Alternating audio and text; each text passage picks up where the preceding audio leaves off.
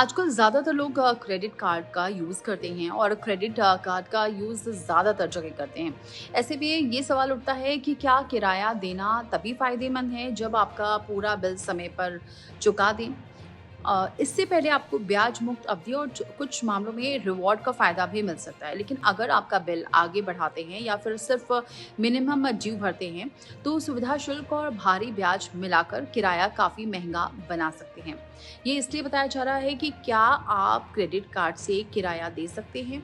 उससे आपको कितना फ़ायदा हो सकता है, इसी के बारे में मैं आपको जानकारी दे रही हूँ। दरअसल धीरे-धीरे लोगों की जो कोशिशें हैं कि वो अपना कैश बचा सकें और क्रेडिट कार्ड का इस्तेमाल करके अगले महीने से भरा जा सके। उसमें कुछ रिवॉर्ड भी मिल जाता है, इसी वजह से। लेकिन कई बार ऐसा होता है कि सुविधा शुल्क और भारी ब्याज मिलाकर किराया काफ़ी महँगा बना सकते हैं। आजकल कई लोग क्रेडिट कार्ड के ज़रिए घर का किराया भी भरने लगे हैं। कई मोबाइल ऐप और पेमेंट प्लेटफ़ॉर्म ये सुविधा देते हैं। इससे आपको पेमेंट करने के लिए कुछ दिनों की मोहलत मिल जाती है। कुछ मामलों में रिवॉर्ड पॉइंट्स मिल जाते हैं या फिर कैशबैक भी मिल जाता है। लेकिन क्या ये हर बार फायदे का सौदा होता है? इसका जवाब है नहीं। अगर आप भी क्रेडिट कार्ड से किराया देने की सोच रहे हैं, तो पहले उसके फायदे और नुकसान अच्छी तरह से समझ लेना ज़रूरी है।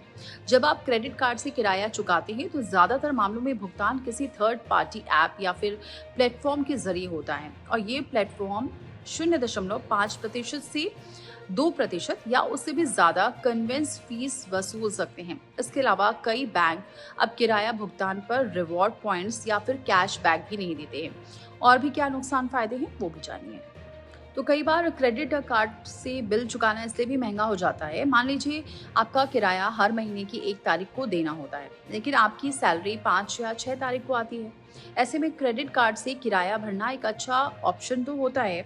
इससे आपको दोस्तों या फिर रिश्तेदारों से उधार लेने की ज़रूरत भी नहीं पड़ती है। क्योंकि कई बार ऐसा होता है कि आपके पास सेविंग्स नहीं होती है और आपको जब महीने का लास्ट आता है तो आपके पास पैसे नहीं बचते हैं, ख़ासतौर से बड़ा अमाउंट जमा करने के लिए। इसीलिए क्रेडिट कार्ड का ज़्यादातर लोग इस्तेमाल कर लेते हैं, लेकिन इससे फ़ायदा भी नहीं होता है बहुत ज़्यादा और नुकसान ज़्यादा हो जाता है।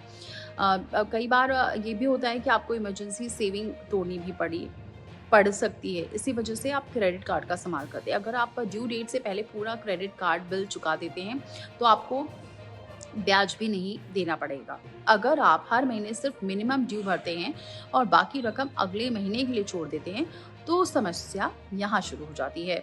क्रेडिट कार्ड पर लगने वाला ब्याज बाजार में मिलने वाले सबसे महंगे कर्जों में से एक होता है।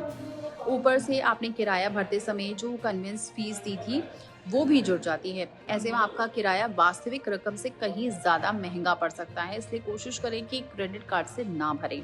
हर बैंक के क्योंकि अलग नियम होते हैं, हालाँकि कुछ बैंक ज़रूर रिवॉर्ड्स दे देते हैं, लेकिन ये रिवॉर्ड या फिर कैशबैक इतना नहीं होता है जिससे आपको बहुत ज़्यादा फ़ायदा हो सके। इसलिए किराया भुगतान से पहले अपने बैंक और क्रेडिट कार्ड के नियम भी ज़रूर पढ़ लें। कई बार लोग क्रेडिट कार्ड तो ले लेते हैं, लेकिन उसका नियम नहीं पढ़ते हैं और उसका फिर खामियाज़ा बाद में भुगतते हैं जब क्रेडिट कार्ड का जो बिल आता है, उसे जब भरना होता है, तब सब सोचते हैं हमने तो इतना खर्च ही नहीं किया, उसके बावजूद इतना खर्चा कैसे आ गया है। तो ऐसे में आपको जो भी बैंक हैं, उसके जो नियम हैं, उसको ज़रूर पढ़ लेना चाहिए। कुछ बैंक किराया भुगतान पर रिवॉर्ड्स पॉइंट्स तो देते हैं, जबकि कुछ बिल्कुल भी नहीं देते हैं। कुछ बैंक तो ऐसे ट्रांज़ैक्शन पर अतिरिक्त शुल्क भी वसूल लेते हैं।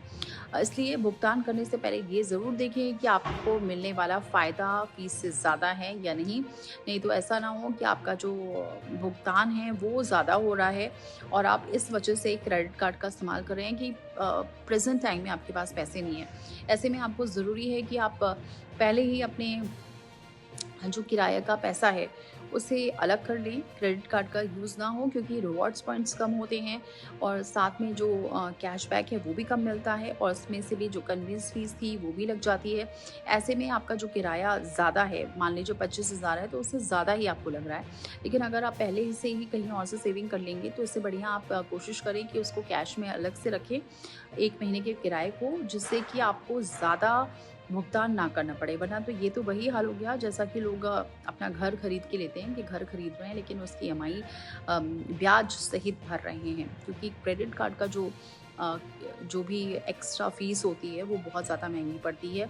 और इसीलिए सबसे बड़ा और सबसे महँगा कर्ज़ा क्रेडिट कार्ड को ही माना जाता है। इसलिए जब भी आप किराए का जो भी बिल भर रहे हैं, उसको सोच समझ कर भरें और क्रेडिट कार्ड का इस्तेमाल ना करें।